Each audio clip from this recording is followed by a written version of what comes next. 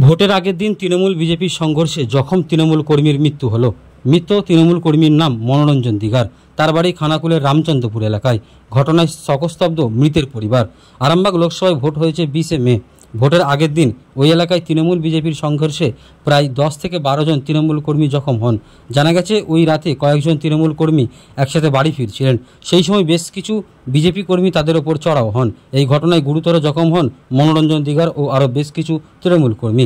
প্রথমে তাদের খানাকুল গ্রামীণ হাসপাতালে ভর্তি করা হলেও অবস্থার অবনতি হওয়ায় পরবর্তীতে আরামবাগে স্থানান্তরিত করা হয় চিকিৎসার জন্য। মনোরঞ্জন দিগারের পুত্র ও তার দাদারা জানান, রাজাটি 1 নম্বর গ্রাম পঞ্চায়েতের উপপ্রধানের নেতৃত্বেই এই সমস্ত ঘটনা ঘটেছে। যদি এই সমস্ত ঘটনায় অস্বীকার করেছে বিজেপি।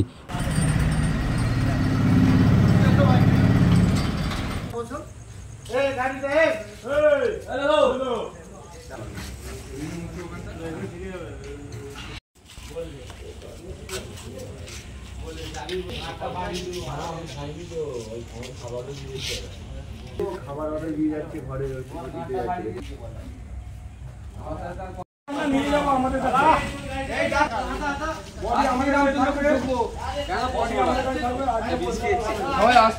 এখন হয় নাকি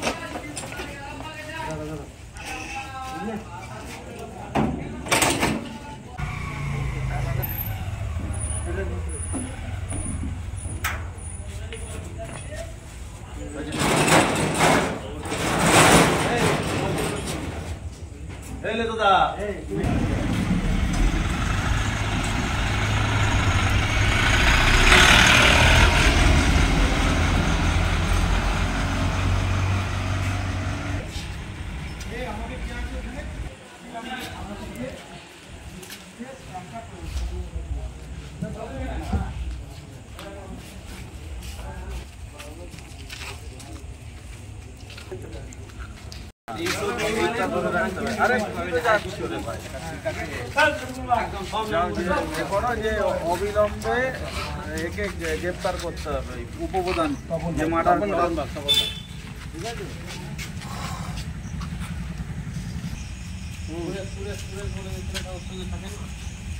আমরা এখানে বসবো,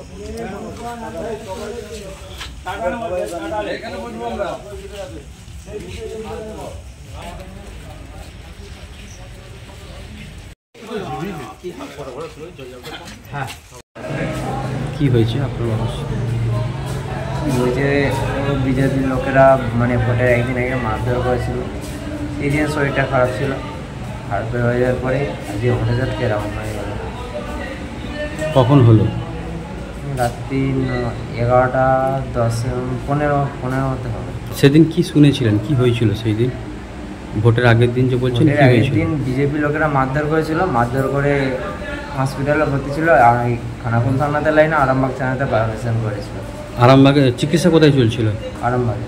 আচ্ছা, তারপরে কবে ছুটি করে নিয়ে এসেছিলেন? না, ওখান দিয়ে 5 দিন পর এসেছিল আরামবাগ থেকে। বাড়িতেই ছিল? আজকে কি হলো? আজকে ভোটে ঝটকা এরকম হয়েছে, এরকম হয়ে গেল। আপনার কে হয়? বাবা। আপনার কি নাম? বিকাশ দিয়ে। আপনার বাবার নাম? মনোরঞ্জন দিয়ে। বাড়ি কোথায়? রামচন্দ্রপুর। ভোটের আগের দিনে আমরা একটা মিটিং করি, কে কোথায় থাকবে না থাকবে, ভোট কিভাবে হবে সেই হিসেবে আমরা একটা মিটিং করি। তো মিটিং হয় 8:30 থেকে 9টার মধ্যে। তো আমরা মিটিং করে আসছিলাম, ওরা একটা মোড়েতে দাঁড়িয়েছিল। কোন মোড়ে? রামচন্দ্রপুর দোমাদিপাড়া 146 নম্বর বুথ। তো আমরা আসছিলাম, ওরা কী করছে, রাস্তার সব লাইটগুলোকে বন্ধ করে দিয়েছে। দিয়ে কি করেছে, সুযোগ পেয়েছে আমাদের যাকে যা পেরেছে ছুরি কাঠারি বা বাঁশ দিয়ে মারধর করেছে। তো সেইখানে আমার ছিল দাদা, বড়দা, মেজদা, শেষদা, আরও ছিল মোটামুটি জনা 10কে এইভাবে ঘাইল করেছে। তো আমরা রাতের বেলায় নিয়ে এসে হসপিটালে ভর্তি করি। ভর্তি করার পরে এখানে সেলাই টেলাই করে আরামবাগ ট্রান্সফার করে সেখানে ভর্তি করি। সেখানে ভর্তি করার পরে ভালো সুস্থ হয়ে যায়। কদিন ছিল আরামবাগে চিকিৎসা? 4 দিন ছিল। 4 দিন থাকার পরে সেখানে ওরা ছেড়ে দেয়, ছুটি দিয়ে দেয়। ছুটি নিয়ে এসে ঘরে ট্রিটমেন্ট করি, দেখি না হঠাৎ আজকে রাতের বেলা দেখি না মাথায় রক্ত উঠে গেছে, মুখ দিয়ে রক্ত বেরাচ্ছে, ঠিক আছে। তো আমরা কী করে সঙ্গে সঙ্গে হসপিটালে নিয়েছি, হসপিটালে নিয়ে এসে ভর্তি করেছি, ভর্তি করার আগেই মারা গেল। কোন হসপিটাল? খানাকুল হসপিটালে। কে হয় তিনি মারা গেছেন আপনার? আমার শেষদা। কী নাম ওনার? ওনার হচ্ছে মনোরঞ্জন দিগের। বয়স কত হবে ওনার? বয়স হচ্ছে 43। আপনার নাম? আমার নাম সঞ্জয় দিগের। বাড়ি রামচন্দ্রপুর। আচ্ছা, তারা কারা চিনতে পেরেছেন কিছু? হ্যাঁ, কিছু লোককে চিনতে পেরেছি। কোন দল করে তারা? তারা বিজেপি করে। চিনতে পেরেছি যাদেরকে: তপন বাগ, সুরেশ সাঁতরা, অরবিন্দু বাগ, কার্তিক দিগের, আর হচ্ছে তোমার বিশ্বজিৎ দিগের। এদেরকে দেখতে পেয়েছি। বাকি লোককে আমরা, আরও লোক আছে সাথে সাথে, কিন্তু আমরা তাদেরকে দেখতে পাইনি। থানায় জানিয়েছিলেন? থানায় কমপ্লেন করা আছে, কেস করা আছে। কিন্তু আপনারা তাদের নাম বলছিলেন যে অনেকেও তো ইনজিওর ছিল, আপনারা কি মারধর করেছিলেন? না, আমরা মারধর করিনি। ওরা নিজেরাই নিজেদের ছুরি দিয়ে নিজেরা ঘাইল করে এখানে কমপ্লেন করতে এসছে যে ওরা ভেবেছে যে ওরা মেরেছে। আপনার নাম? আমার নাম সঞ্জয় দিগের। আমাদের যে রামচন্দ্রপুর দোমাদিপাড়া 146 নম্বর বুথ আছে, সেই বুথের লোকসভা ভোটের আগের দিনের রাত্রেবেলা আমাদের ওখানকার বুথ নেতৃত্ব সহ প্রায় 50-60 জন আমাদের ওখানে বুথ মিটিং করছিল। তখন প্রায় রাত্রি 8টা সাড়ে 8টা বাজে। তৎকালীন সময়ে আমি ওদেরকে বলি যে যার এবার বাড়ি ফিরে যাও, কালকে ভোট থেকে উঠে এবার ভোট করাতে হবে। তো ওরা আমার নির্দেশ মতো যে যার মিটিং সেরে যে যার বাড়ি ফিরছিল। সেই বাড়ি ফেরার পথ আটকে রাস্তায় যে ইলেকট্রিক্যাল লাইট আছে সেই লাইটকে অফ করে দিয়ে অতর্কিতে বিজেপির দুষ্কৃতীরা লাঠি, বল্লাম, কাটারি, শাবল টাবল সমস্ত কিছু অস্ত্রশস্ত্র নিয়ে, এমনকি ওদের কাছে রিভলভার পর্যন্ত ছিল, প্রাণে মেরে দেওয়ার জন্য ওরা আমাদের 10 থেকে 12 জনকে আহত করে। তার মধ্যে 4-5 জনের মাথায় আঘাত লাগে, একজনের সারা শরীরকে ফাটিয়ে দেয়, একজনের নাক ফাটিয়ে দেয়। এইভাবে টোটাল 10 থেকে 12 জন আহত হয়। সেই অবস্থায় যখন আমার কাছে ফোন আসে, আমাদের এক্স পঞ্চায়েত মেম্বার ছিল সঞ্জয় দিগের, উনি যখন আমাকে ফোন করেছিলেন, আমি তৎক্ষণাৎ ওখানে এই 10-12 জনকে কীভাবে হসপিটালাইজ করব চিন্তায় পড়ে গিয়েছিলাম। আমি প্রশাসনকেও জানিয়েছিলাম, কিন্তু প্রশাসন যাওয়ার আগে আমাদের অ্যাম্বুলেন্স ওখানে চলে যায়। আমি অ্যাম্বুলেন্স পাঠিয়েছিলাম, শ্যামল প্রামাণিক ছিল আমাদের নেতৃত্ব সহ। অ্যাম্বুলেন্স যখন যায়, আমাদের আমির ছিল অ্যাম্বুলেন্সে। ওরা যখন তুলে নিয়ে আসে, তার আগে একটা গাড়ি ওরা নিজেরাই 2 জনকে নিয়ে আসছিল, কিন্তু এত পেশেন্টকে একটা গাড়িতে কি করে হবে? তো আমরা চিন্তায় পড়ে গিয়েছিলাম। তার পরক্ষণেই আমরা গাড়ি ফাড়ি সব ব্যবস্থা করে আমরা হসপিটালে ভর্তি করি, খানাকুল হসপিটালে। খানাকুল হসপিটাল সঙ্গে সঙ্গে রেফার করে কিছু জনকে। তার মধ্যে আজকে যিনি মারা গেছেন মনোরঞ্জন দিগের, ইনিও একজন ছিলেন। আরামবাগে ট্রান্সফার করেন। আরামবাগে ট্রান্সফার করার পরে বেশ কিছুদিন চিকিৎসাধীন ছিলেন। তারপরে ওনারা ওখান থেকে ছেড়ে দেন। তারপরে আজকে হঠাৎ আমি আজকে রামচন্দ্রপুর গিয়েছিলাম, এদের বাড়ি দেখতে গিয়েছিলাম যে কেমন কি আছে না আছে। আমি আজকে বিকালবেলা দেখতে গিয়েছিলাম, তো বলছিল যে আমার শরীরটা খুব অসুস্থ, হ্যাঁ আমি খুব অসুবিধার মধ্যে আছি। তারপরে আমরা যে যার বাড়ি চলে আসি। আমাদের কর্মসূচি ছিল, রাজাটি একটা মিটিং ছিল। তারপরে রাত্রিতে হঠাৎ এখন এই কিছুক্ষণ আগে আমরা খবর পেলাম যে শরীর অসুস্থ ছিল, মাথার খুব যন্ত্রণা হচ্ছিল, মাথায় নাকি রক্ত উঠে গেছে এবং ব্লিডিং হচ্ছিল মুখ থেকে। সেই অবস্থায় খানাকুল হসপিটালে এখন ভর্তি করা হয়েছিল। ভর্তি করার সাথে সাথেই উনি পরলোক গমন করেছেন। এই বিজেপির দুষ্কৃতীরা যে তাণ্ডব লীলা চালালো, তার জন্য আজকে যে একটা অসহায় প্রাণ চলে গেল, নির্মম এই অত্যাচারের প্রতিবাদ এবং কঠোর থেকে কঠোরতম শাস্তির আমি দাবি করছি। এবং এইভাবে বিজেপির যে সংস্কৃতি, এইভাবে খুন সন্ত্রাস করে চেয়েছিল যে আরামবাগটাকে তারা জিতে যাবে, কিন্তু আমাদের যারা তৃণমূল কংগ্রেসের সৈনিকরা ছিল, ওই এত আঘাত করার পরেও ওই বুথে আমরা এজেন্ট দিতে পেরেছি এবং ওই বুথে আমরা ভোট করিয়েছি।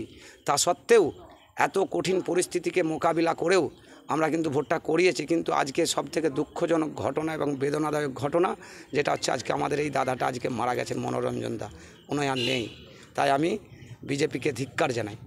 কাদের নেতৃত্বে হয়েছিল সেই ঘটনা? এটা হয়েছিল আমাদের রাজাটি একের যে উপপ্রধান আছে তপন বাগ, তারপরে আরও ওইসব সুরেশ টুরেশ সব কী নাম আছে, হ্যাঁ। তারপরে আপনার মানে আক্রান্ত হয়েছিল, ওনারা যেটা আক্রান্ত হয়েছে বলি আপনাকে, আমাদের ছেলেরা তো টোটালটা নিরাস্ত্র ছিল, কোনো লাঠি থাকে না, কোনো কিছু হাতে কিচ্ছু থাকে না, যে যার বাড়ি আসছিল। ওদের যে ওই 40-50টা ব্যক্তি একসাথে, ওই যে ড্যাং, ওই যে লাঠি, ওই যে ছুরি, ওই যে আপনার হচ্ছে মানে সব যে একসাথে যে চালাচ্ছিল, ওই 40-50 জন তো কেউ সুস্থ মস্তিষ্কের নয়, সবাই তো মাতাল ছিল। ওরা এই 10-15 জনের উপরে যে আঘাত করতে করতে লাস্টে কালে ওদের মাথাতেই ওদের লোক মেরে দেয়। কারণ আমাদের যদি 10-12 জন আহত হয়, এটা আপনাকে বুঝতে হবে। এবং আমি যে আহতর যে আমার কাছে চিত্রগুলো, ছবিগুলো আছে বা ভিডিওগুলো আছে, আপনি দেখলে আপনারও মন খারাপ করবে। তো ওরা নিজেরা ওই ড্যাং, ওই লাঠি বললাম, ওই হচ্ছে আপনার টাঙি, তারপরে কাটারি, এই সব চালাতে ওদের নিজেদেরই মধ্যে একজনকেও ওদের মাথায় মেরে দেয়। এটা হচ্ছে ঘটনা। এই ঘটনাটা একবারে বিজেপি যে ন্যাক্কারজনক ঘটনা ঘটিয়েছে, সেটা আমরা অলরেডি কেস করা হয়েছে।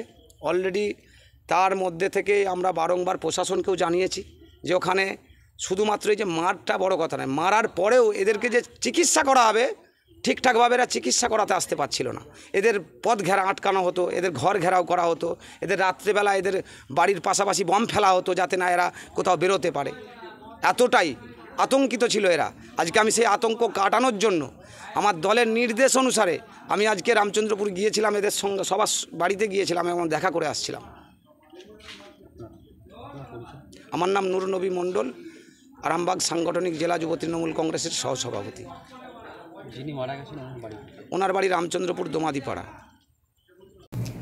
বিষয়টা আমরা যেটা জানতে পেরেছি যে 19 তারিখে একটা মারামারি হয়েছিল, সেখানে আমাদের উপপ্রধান তপন বাগকে কুড়ুল দিয়ে কোপানো হয়েছিল। তপনবাবু ভর্তি ছিল হাসপাতালে। তো অলরেডি তারপরের দিনই সবার ছুটি হয়ে যায়, ওনারও ছুটি হয়ে যায়, হাসপাতাল থেকে ছুটি পেয়ে যায়। তারপরে যেটা আমরা জানতে পেরেছি যে উনি নাকি ইঞ্জিন ট্রলি ভ্যানের কাজ করতেন, সেখানে ইট বা স্টোন চিপ জাতীয় কিছু এরকম বইয়ের কাজ করত। তো কালকে রাত্রে নাকি স্ট্রোক হয়ে মারা গেছে ওনার মৃত্যু খুবই দুঃখজনক ঘটনা। ওনার পরিবারের প্রতি সমবেদনা জ্ঞাপন করছি। আর তৃণমূল কংগ্রেস এটাকে নিয়ে পলিটিক্যাল রং চড়ানোর চেষ্টা করছে, এটা কখনোই কাম্য নয়। যে কোনো মৃত্যুই দুঃখজনক ঘটনা। হিংসা খানাকুল থেকে চিরতরে নির্মূল হোক, এটা আমরা চাই।